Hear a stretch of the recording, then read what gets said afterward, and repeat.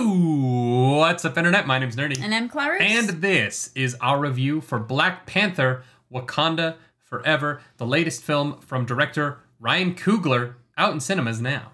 Yeah, you can go and cry yourself to sleep as well. Show them who we are. I think everyone is going to see this movie. I think this movie is going to be seen by a lot of people at least once. Mm-hmm. The question, I think, for how much money Black Panther Wakanda Forever is going to make is going to be how many people are going to repeat view this movie. Yeah. And that, to me, is going to be very interesting. Yeah, so this is non-spoilers for now. Yes. I'm sure that's going to be in the title, but I just want to make sure that you know where you are because there will be a separate spoiler chat for those of you who have seen it. But for right now, if you're thinking about going to see the movie, this video is safe for you.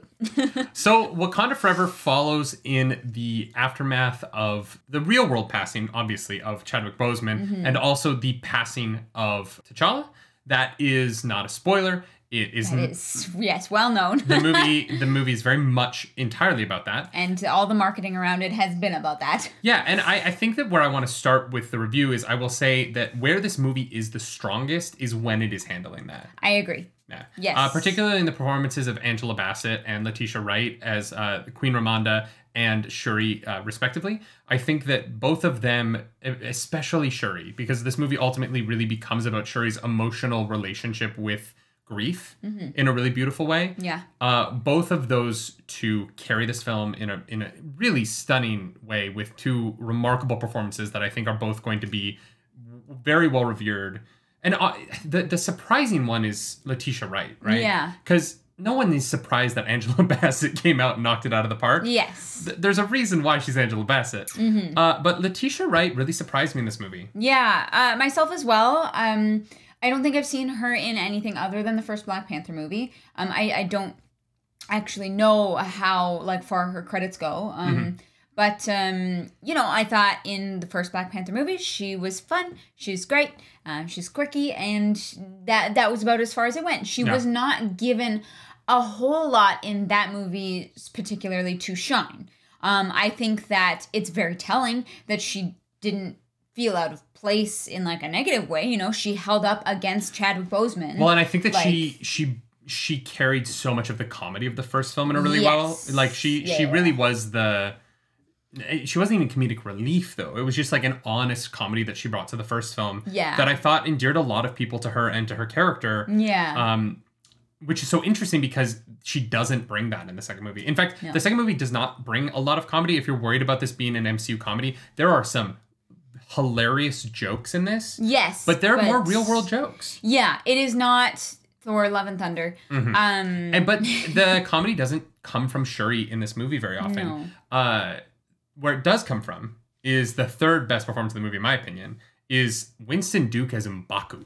He has the funniest lines in the movie, and he has a couple of the most sincere lines in the movie. And I thought that what he brought to M'Baku in this movie was just a whole new version of that man.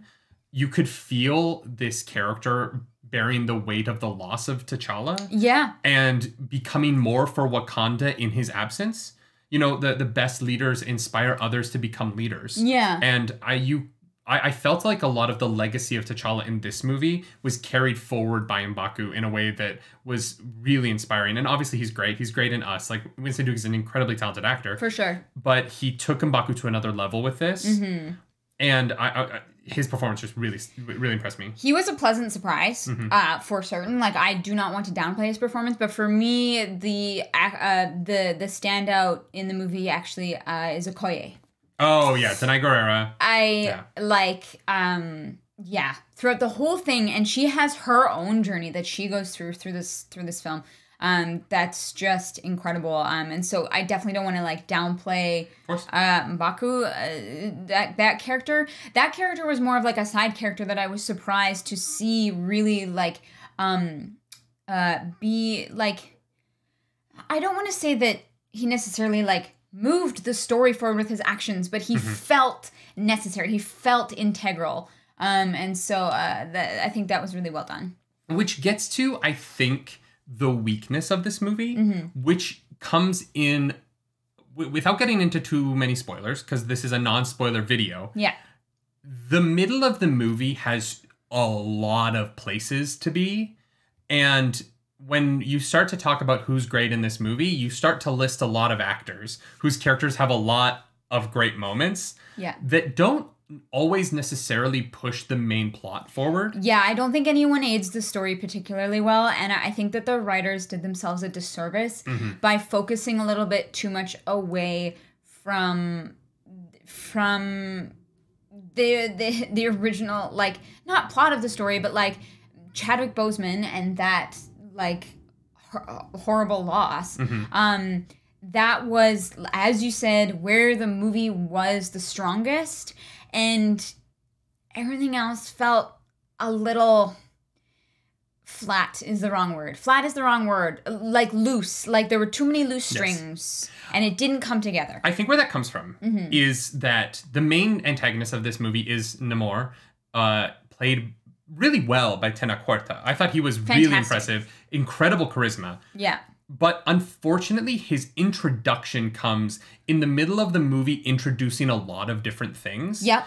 And I almost felt like they did a disservice to Namor in having this very important introduction of this wild culture that was really beautiful to see be one of the things that the movie is spending that period of the movie introducing. And so you get this sort of, it is another lump of information with a bunch of lumps of information that are not emotionally connected to one another. Yeah. This is kind of around the same time where Dominique Thorne, right? Yes, Dominique Thorne is introduced as Riri Williams. And again, I think she is really good. Yeah, I really fantastic. like Riri. I really like Ironheart. I don't think that she added to this movie or really belonged in it. She doesn't have an emotional connection to anything going on. Yeah. And so she is being introduced alongside Namor, and Namor is very emotionally invested in what's going on. Yeah. And Riri's kind of having fun. Yeah. And I mean, Ironheart in the movie, that's also in the trailers. So it's sure, yeah. I think that there is a period of this movie, because it is a little too long. And that is one of the reasons I'm curious to see how much money it makes opening weekend. Yeah. But just sheer length means sheer number of screens that it can be on, yes. right? But length also, people are more likely to see a 2-hour movie twice than a 2-hour and 40-minute movie. Oh, for sure, because you can be like, I have a spare 2 hours to do something. A spare 3 hours is a different ask from people, you know. And I just think that there is a chunk of this movie where it feels its length. Where it starts to spider out, and then once the characters start to come back together, and when the story starts to become more, it gets back to being about the emotional core of this movie, then it is so strong, and it ends with devastating fashion. I cried at the beginning of this movie, I cried in the middle of this movie, and I cried at the end of this movie. Yeah, there's so much success here. There's too many things in the oven in the middle, and so they don't get cooked all the way through. Yeah, that's you know what I mean? That's a great analogy. I agree 100% with that. I definitely still enjoyed the movie. I think that a lot of it is well done. I think the best part of the movie is actually the sound design.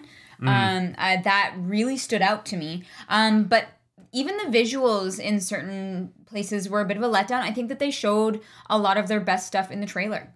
Unfortunately. Yeah, there is a fight sequence in which the most exciting beat of that fight sequence is in one of the trailers. Already in the trailer, and you're like, oh, okay. And yeah, because when I see that beat in the trailer, I was like, oh, I can't wait to see what that beat leads into. But and then when you're watching the movie, you're like, oh, it was the beat. The height of Oh, okay. All right. I also, I will say, I think that the end of the conflict is so good that I wish the setup for the conflict was stronger. I agree. Yeah. I agree. I think that the middle sagged a bit. It did a disservice to the finale. And and it is an epic finale. Like in true MCU fashion, they get to the big moments. Like they get to the character payoffs. And there are some surprises along the way that are super fun. Yeah. This movie is so much fun. Ryan Coogler does not make bad movies.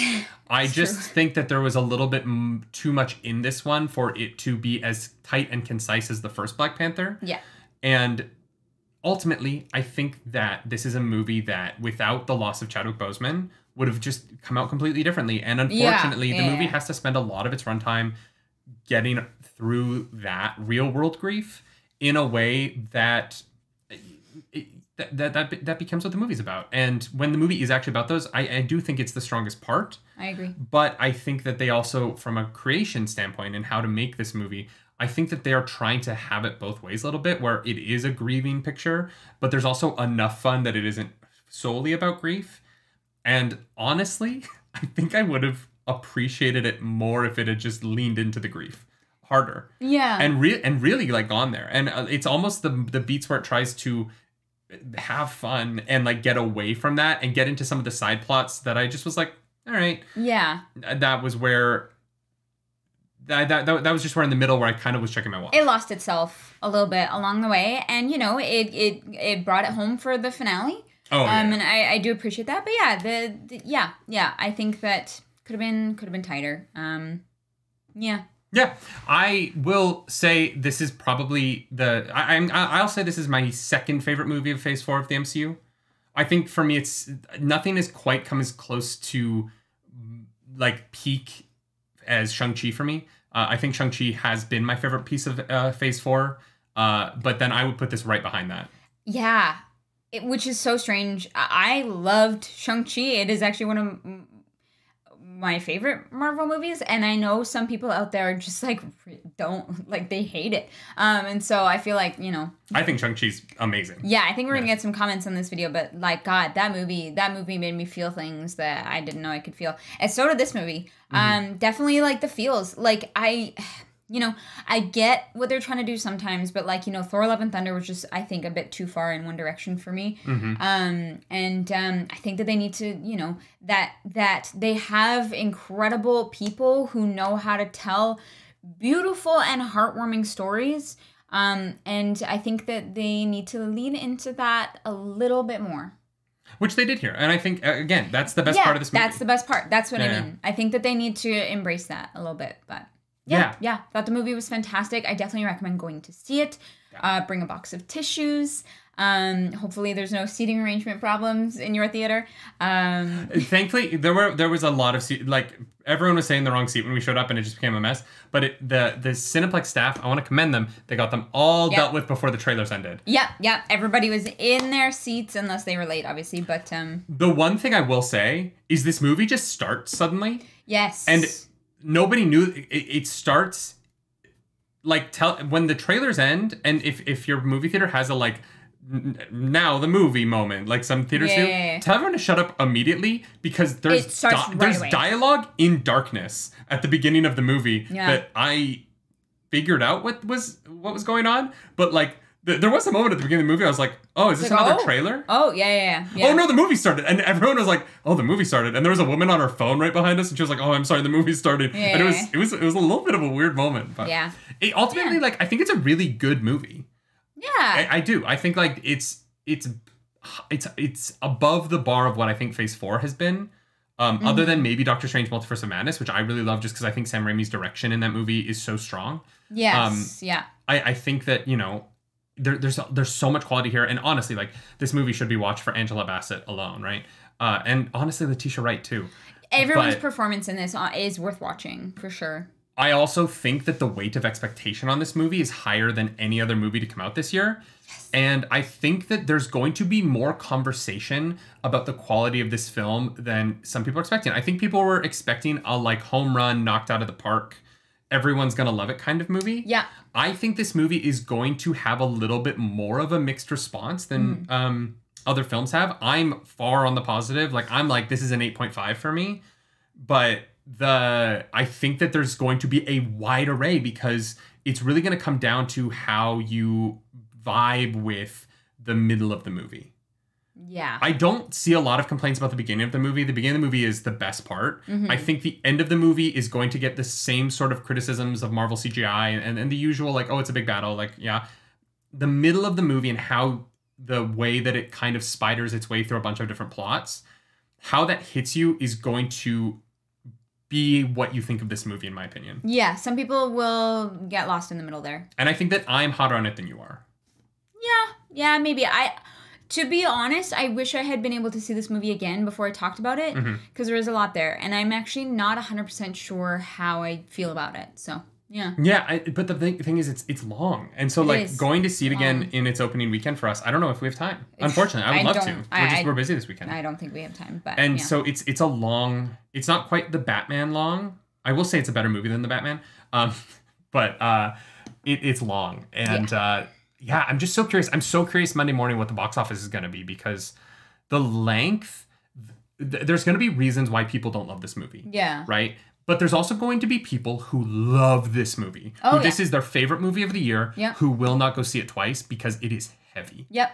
And there, I think that it's so easy to go see a movie like a Spider-Man No Way Home. Yeah. Which has a heavy beat in it, but ultimately is way more fun than this. You leave, feeling times. better. The weight of this movie, I'm going to be thinking about this movie a lot, and I'm going to see this movie again probably early next week when we have a little bit more time. Yeah. Because I want to explore this a little bit more. I think that it is worth exploring more. I think there are more deeper themes here than other superhero movies. Yeah.